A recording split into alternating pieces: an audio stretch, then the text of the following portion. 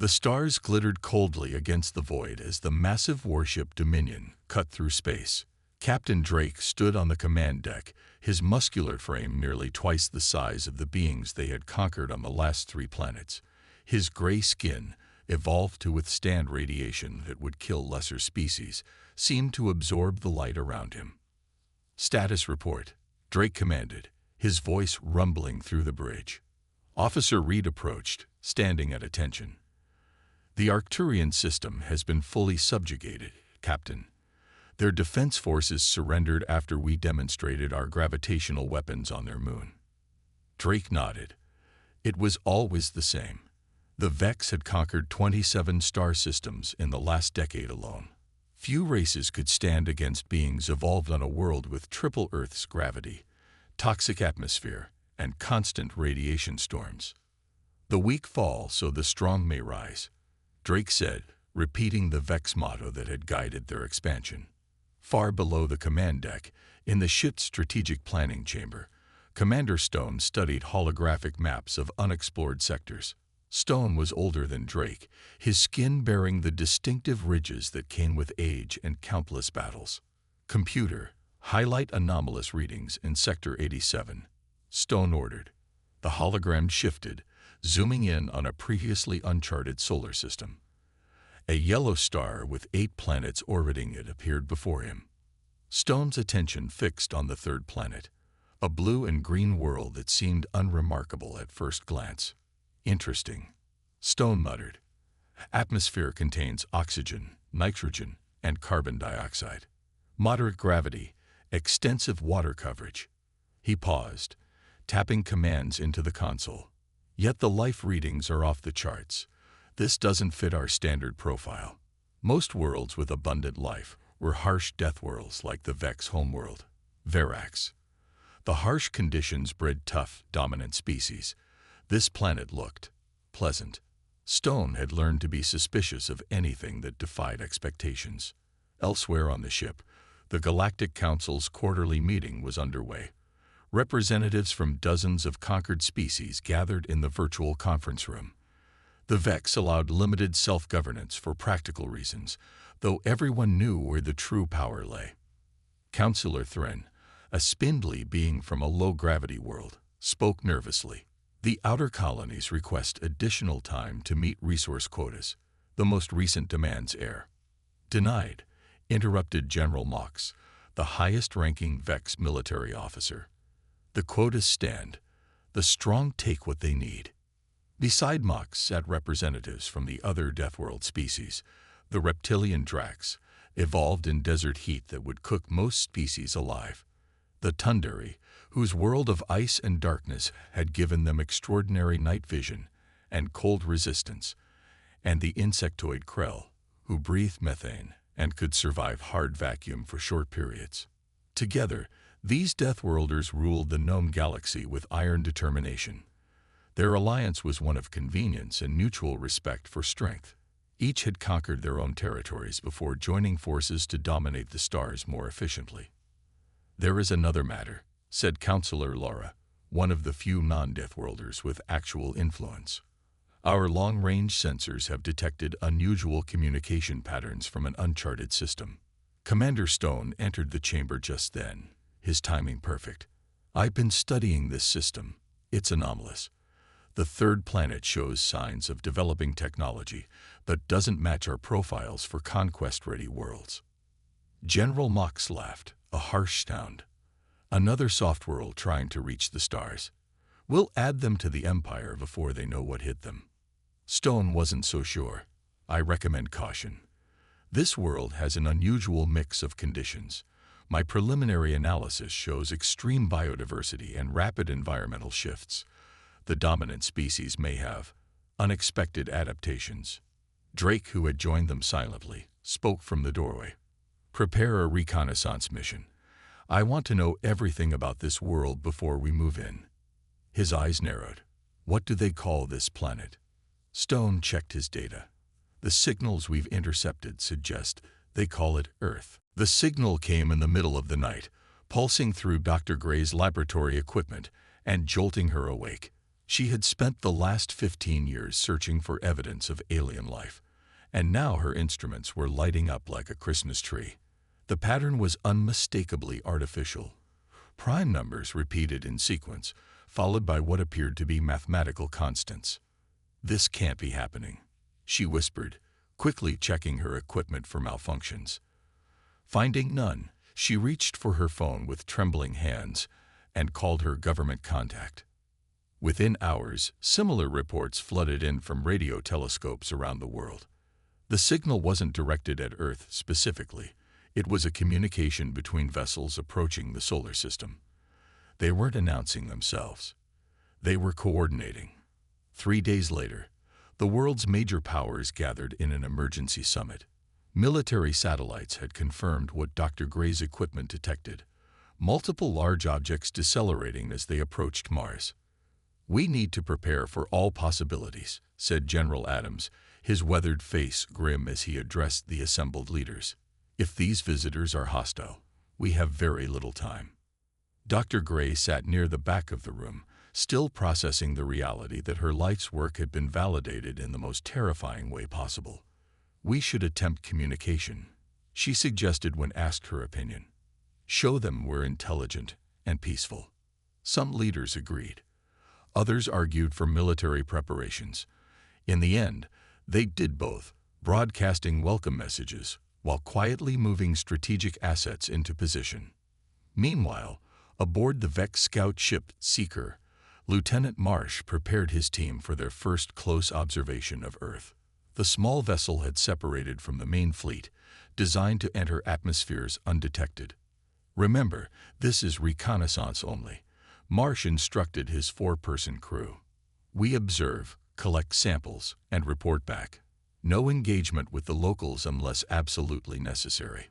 Officer Tull, the mission's biologist, studied the preliminary scans.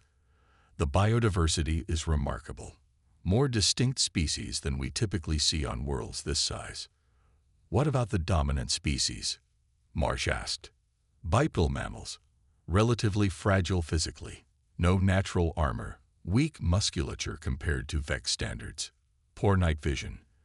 They appear to compensate with technology." Marsh nodded. This would be simple. Just another soft-world species that would eventually join the ranks of the subjugated.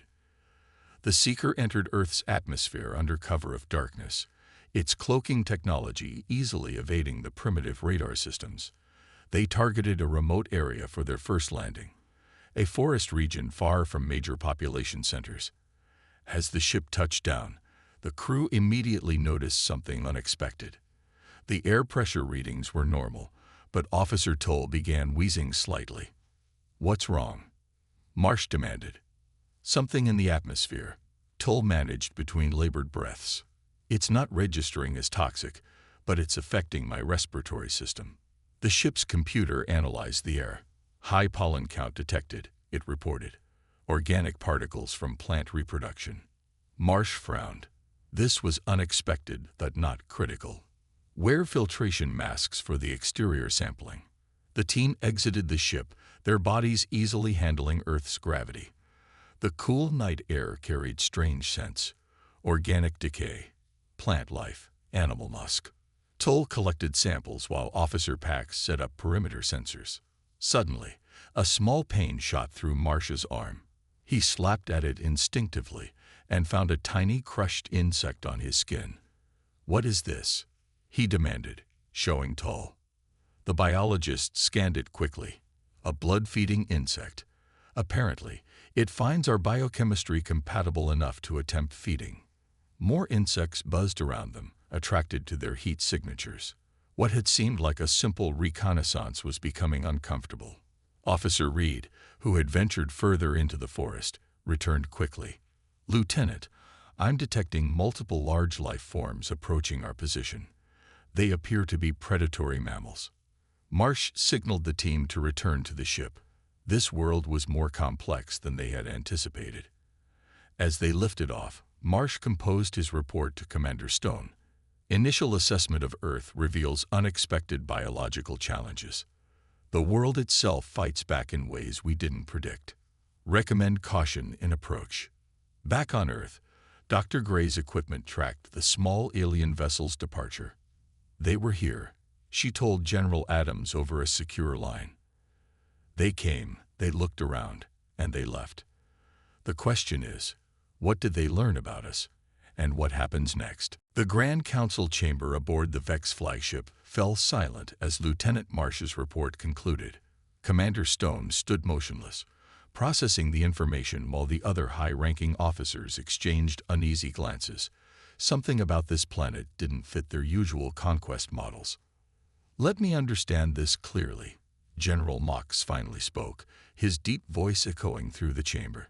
Your team experienced difficulties on a world with only 1/3 our gravity and no apparent environmental hazards. Marsh stood firm despite the criticism implicit in the question. The biological factors were unexpected, sir. The planet has an aggressive immune system, if I may put it that way. Microscopic organisms, insects, parasites, all seemingly designed to attack foreign bodies. Captain Drake leaned forward, his massive form dominating the circular table. We've conquered worlds with acid rain and radiation that would melt lesser beings. Are you suggesting this Earth presents a greater challenge because of insects? A nervous ripple of laughter passed through the room, but Commander Stone remained thoughtful. Classification is our issue here, he said. We've always categorized worlds as death worlds like our own, or soft worlds ripe for easy conquest. Earth doesn't fit neatly into either category. On the viewing screen, images from the reconnaissance mission flashed by. Lush forests, sprawling oceans, dense urban centers, and barren deserts. The planet showed more environmental variety in one world than many star systems contained across multiple planets. The dominant species is the real puzzle, Officer Tull added from his position at the briefing station. Humans lack physical advantages we would expect from a species that has achieved technological advancement. No natural armor, limited strength, poor sensory abilities, yet they've adapted to every environment on their world. Stone nodded slowly. The diversity suggests high adaptability rather than specialized strength, an interesting evolutionary path. Adaptability is no match for superior force. General Mox dismissed the concern with a wave of his massive hand. I recommend standard conquest protocol. First wave eliminates military capabilities. Second wave secures resource centers. Third wave begins population processing. Back on Earth, Dr. Gray stood in a heavily guarded underground facility, staring at the remains of equipment the aliens had left behind during their hasty departure. A small drone had malfunctioned, and military engineers had recovered it before the alien ship could retrieve it. What can you tell us, Doctor? Major West asked, his tall frame leaning against the laboratory doorway. The military officer had been assigned as liaison between scientific teams and defense forces, and he'd developed a grudging respect for Dr. Gray's methodical approach. They're physically superior to us in many ways, she replied, not looking up from her microscope. Their cellular structure suggests evolution in a high-gravity environment. Denser bone mass, thicker muscle fibers, but they also have vulnerabilities. She straightened and motioned West closer, pointing to a slide containing organic material. Their biology isn't adapted to Earth's microbial environment. Our bacteria could be devastating to them without proper protection. And their technology, while advanced, follows predictable design principles based on their physical characteristics. Major West studied the alien technology spread across the lab table. Can we reverse engineer any of this? Already working on it, Dr. Gray replied with unexpected confidence. Their communication systems are particularly interesting. I believe we can intercept and possibly decrypt their transmissions with some modifications to our satellite network. On the other side of the facility, military personnel were training with newly developed protocols specifically designed for potential alien combat scenarios. Without knowing exactly what they faced, they focused on adaptability and unconventional tactics. Commander Stone's voice echoed through the Vex Council chamber, cutting through the debate that had raged for hours. I propose we reclassify Earth as a variable threat world and adjust our approach accordingly. A small-scale initial assault to test their capabilities before committing our main forces. Captain Drake nodded in agreement. Prudent. We should not underestimate any opponent, regardless of how soft they appear. Very well, General Mox conceded reluctantly. But I expect this world under our control within one standard cycle. The galaxy watches how we handle each conquest. Weakness cannot be tolerated.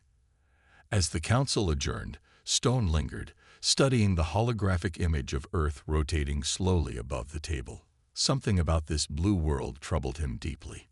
It wasn't fear. Vex did not acknowledge fear, but perhaps a sense that they were missing something important about these humans and their deceptively gentle planet. The sky burned over New York as the first wave of Vex ships broke through the atmosphere. Their massive hulls reflected the morning sun, casting long shadows across the panicking city.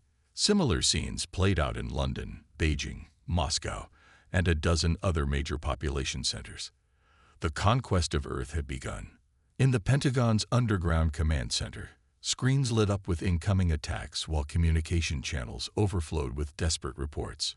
General Adams slammed his fist on the table as another defense system went offline. They're targeting our satellites and communication networks first, Major West noted, his face illuminated by the emergency lighting. Standard military protocol, cut off command and control. There's nothing standard about this, General Adams replied grimly. They're hitting everything simultaneously. No human force could coordinate an attack this precise. Dr. Gray rushed in, clutching a tablet with scrolling data. We've partially decoded their communication frequency. They're calling this a preliminary assessment force, not even their main fleet. Outside, the alien ships deployed smaller attack vessels that swarmed around military installations. Their weapons fired with surgical precision, destroying missile silos, air bases, and naval yards while largely avoiding civilian areas. The Vex weren't interested in extermination. Conquered populations served as labor and resources. Captain Drake observed the assault from the command deck of the Dominion. Resistance is heavier than anticipated, he noted as reports filtered in of Vex fighters being shot down by Earth's air forces. Their weapons technology is primitive but effective when massed. Their coordination is impressive for a non-unified planet, Commander Stone agreed, studying the tactical displays. They've adapted quickly to our attack patterns. What the Vex commanders couldn't see was how quickly humans had implemented countermeasures based on the recovered drone technology. Dr. Gray's team had worked night and day to develop jammers that disrupted Vex targeting systems. Not enough to stop the invasion, but enough to slow it down. By the third day, the pattern of fighting shifted in unexpected ways.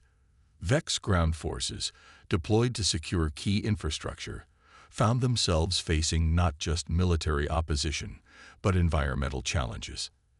In the tropical regions, equipment malfunctioned in the humidity. Desert operations suffered from sand infiltrating precision components. And everywhere, the microscopic life of Earth, bacteria, viruses, fungi, began affecting Vex biology in ways their medical teams struggled to counter. This is taking too long, General Mox complained during the daily command briefing. We should have secured the primary targets within the first rotation. The humans are more adaptable than we predicted, Stone replied. They're learning our tactics and adjusting faster than any species we've encountered. On the ground, Major West led a daring operation against a Vex forward base in the Rocky Mountains. Human forces had discovered that the aliens struggled with rapid altitude changes. Their bodies evolved for consistent conditions. West's team used this knowledge to strike from higher elevations, retreating deeper into the mountains where the Vex pursued at a disadvantage. They're stronger than us, but they tire faster in our atmosphere, West told his squad as they prepared another ambush. Use the terrain. Make them chase us through environment changes. Heat to cold, wet to dry, low to high. That's what they can't handle. The strategy worked. The small human force managed to lure a Vex unit into a narrow canyon, where the combination of thin air, dropping temperatures as night fell, and guerrilla tactics allowed them to overwhelm the superior force. When the skirmish ended, West stood over the captured Vex command vehicle, breathing hard but victorious. "Get this thing back to Dr. Gray," he ordered. "Intact as possible." In orbit, Captain Drake received the failure report with growing concern. This was not how conquests were supposed to proceed. The Vex had never lost a ground engagement to a technologically inferior species before. "Adjust the invasion profile," he ordered. "Bring in the environmental adaptation units and increase force deployment by 50%. Commander Stone studied the latest planetary scans, noting how human resistance groups had scattered to diverse environments. Deserts, mountains, jungles, Arctic regions, forcing the Vex to spread their forces thin and adapt to multiple conditions simultaneously. "These humans," Stone murmured, "they're turning their planet's diversity into a weapon against us." The captured Vex command vehicle was a treasure trove of information. Dr. Gray worked feverishly alongside a team of scientists, peeling back the layers of alien technology while military guards stood watch. The curved hull gleamed under the laboratory lights, its metal unlike anything found on Earth. "Look at this," she called out, pointing to a biological interface where the pilot would connect directly to the ship.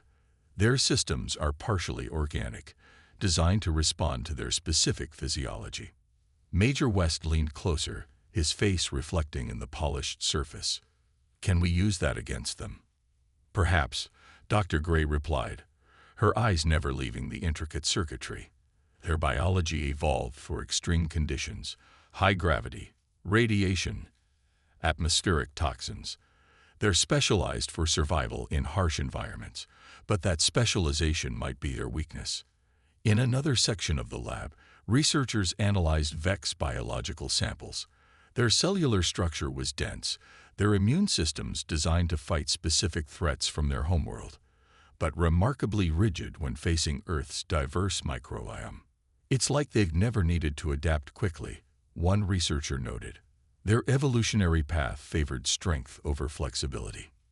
Meanwhile, aboard the Dominion, the Vex Command Council received troubling reports. Their forces had secured major objectives, but were facing unexpected attrition. Earth's diverse environments were taking a toll on equipment and troops alike. "We've lost 3 battalion units in the equatorial regions," a field commander reported. "Unknown biological contaminants are affecting our life support systems." Captain Drake paced the command deck, his massive frame tense with frustration. "How are these soft creatures resisting us? We've conquered worlds with acid oceans and gravity that would crush them instantly." Commander Stone had been unusually quiet, analyzing combat data and environmental reports. "I believe I understand now," he finally said, bringing the room to silence. "Look at the evolutionary record we've compiled from Earth's information networks." The holographic display showed Earth's history, mass extinctions, climate shifts, continental drift. "Yet they keep adapting to our tactics," Stone countered, "while we struggle to adapt to their world." Back on Earth, the resistance had gone global. Humanity's greatest strength was emerging. Not physical prowess, but unprecedented cooperation and information sharing. Former enemy nations now fought side by side, pooling resources and intelligence. Dr. Gray made a breakthrough when she discovered how to disrupt the Vex neural communication network. "Their ships and troops maintain a constant connection," she explained to military leaders. "It's efficient but creates a systemic vulnerability." Major West immediately saw the tactical applications. "If we can jam those frequencies, we can blind them temporarily," Dr. Gray finished. "But we'd need to deploy the jammers simultaneously worldwide." The plan required coordination on a scale humans had never before achieved. Using the underground internet infrastructure that had survived the initial attacks, resistance cells worldwide prepared to strike at the same moment. Aboard a Vex ground transport moving through the Siberian wilderness, a scout team suddenly lost connection with their command network. The unit leader, accustomed to constant neural support, felt a moment of disorientation that quickly turned to panic when camouflaged human fighters emerged from the snow. Similar scenes played out across the globe as the jamming network activated. For 17 crucial minutes, Vex forces lost their coordinated advantage. In that brief window, resistance fighters struck key positions, capturing vital equipment and data. On the Dominion, alarms blared as system after system reported disconnections. Captain Drake turned to Commander Stone, his expression darkening. "What is happening?" "They've adapted again," Stone replied quietly. "But this time, they've turned our own technology against us." For the first time in Vex history, an invasion force was facing not just resistance but potential defeat. Captain Drake stared at the beautiful blue planet on the view screen, beginning to understand that they had fundamentally misunderstood what made a species truly dangerous. It wasn't physical strength or technological advancement that made humans formidable. It was their endless capacity to adapt, to work together across differences, and to keep fighting when all logic said they should surrender. They hadn't evolved on a death world. They had turned every environment into their home. The Vex High Command made a decision unprecedented in their conquest history. They called for reinforcements.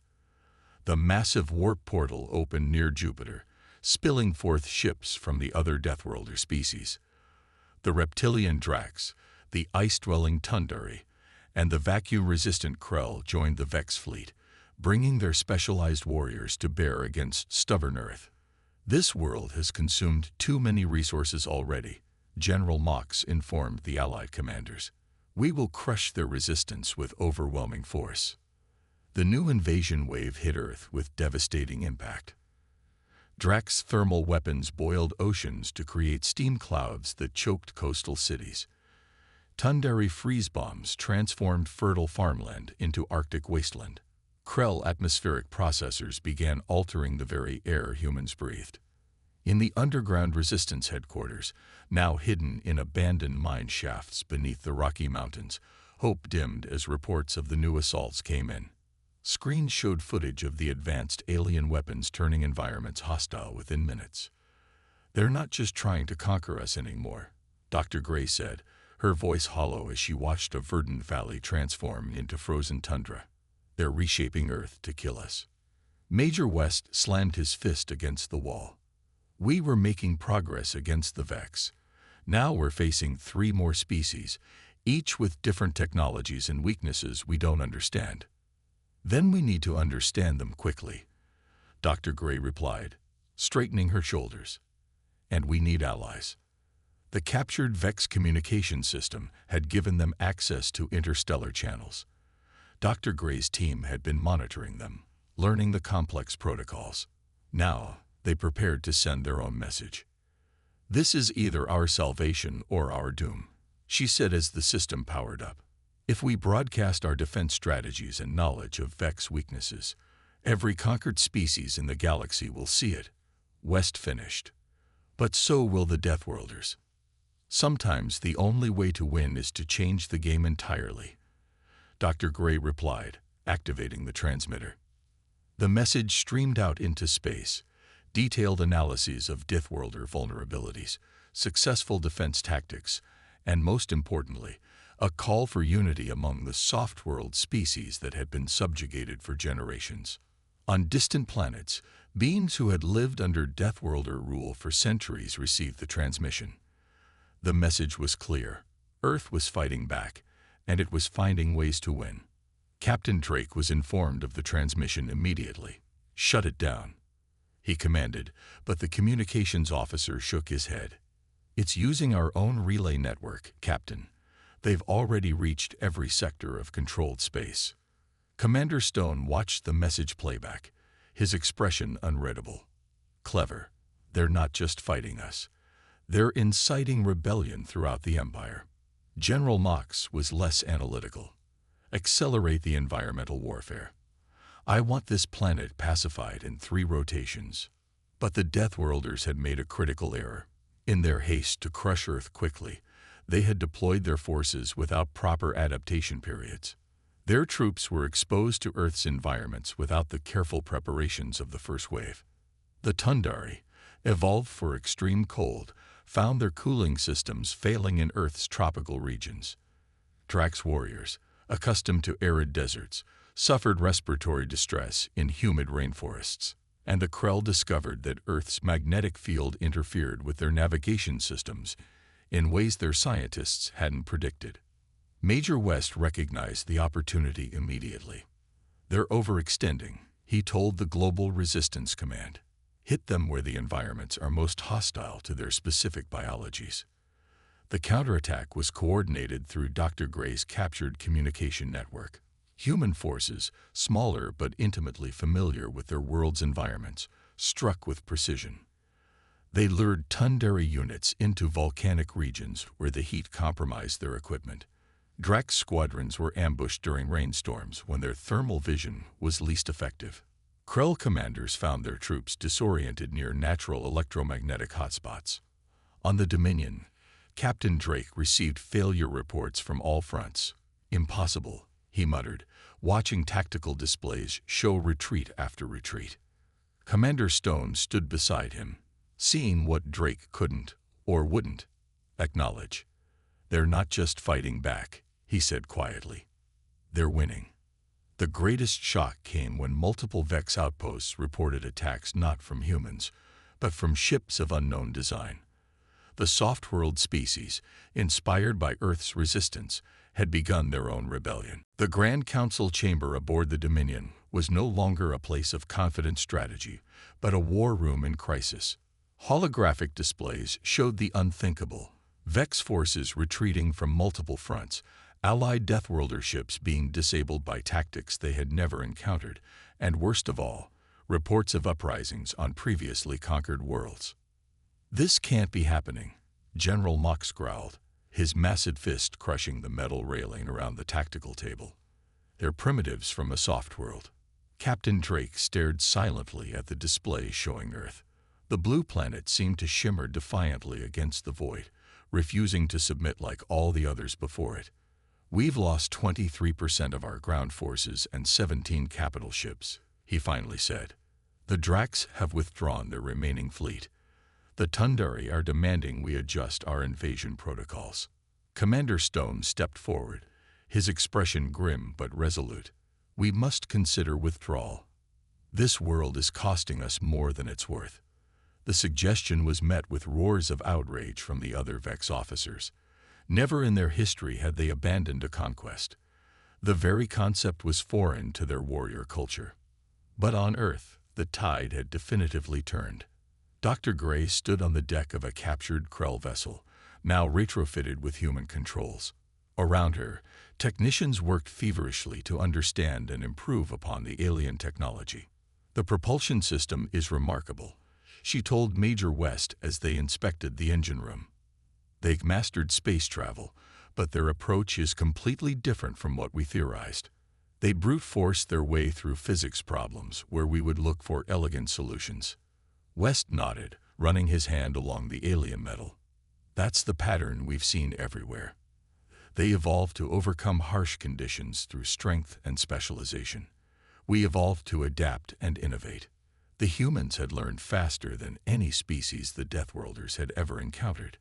Within weeks, they had not only reverse-engineered captured technology, but improved upon it, creating hybrid systems that combined alien power with human ingenuity. "We're ready for the counteroffensive," West announced to the Unified Earth Command. "The fleet can launch within 12 hours." The human counterattack shocked the retreating alien forces. Modified ships, combining Vex power systems with Earth-designed weaponry, pushed beyond the atmosphere and engaged the Deathworlder fleet. The alien commanders had expected the humans to focus on defending their planet. Instead, Earth forces pressed the attack, pursuing the retreating ships beyond the moon's orbit. Aboard the Dominion, Captain Drake watched in disbelief as human vessels successfully engaged his escorts.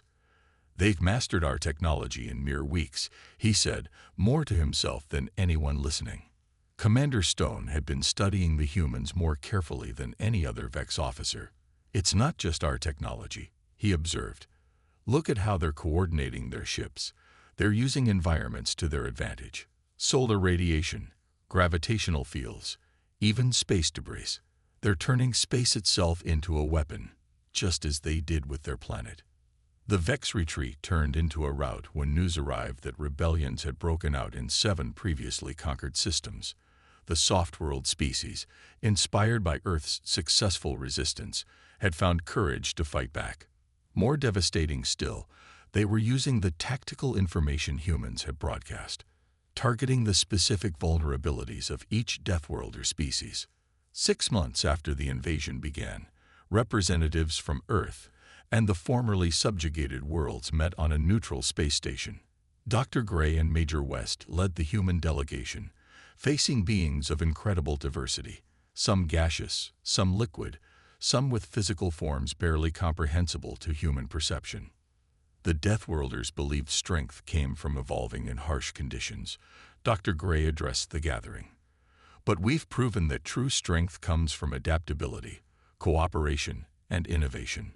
The new Galactic Alliance took shape quickly, each species contributing unique perspectives and abilities. Humans, with their unmatched adaptability, became the bridge between wildly different evolutionary paths. On the distant Vex homeworld, Captain Drake stood before the Vex High Command, explaining their unprecedented defeat. These humans, he concluded, they turned our understanding of strength upside down. We thought we were the supreme Deathworlders, but Earth showed us we were merely specialized. They are the true Deathworlders, not because their planet is harsh, but because they can thrive anywhere. Commander Stone, now leading a peace initiative, had the final word. For generations, we classified worlds as death or soft based on environmental conditions. We were wrong. The most dangerous world isn't the one with the harshest environment. It's the one that produces a species that can adapt to any environment. Earth isn't a death world because it's hostile. Earth is a death world because it created humans.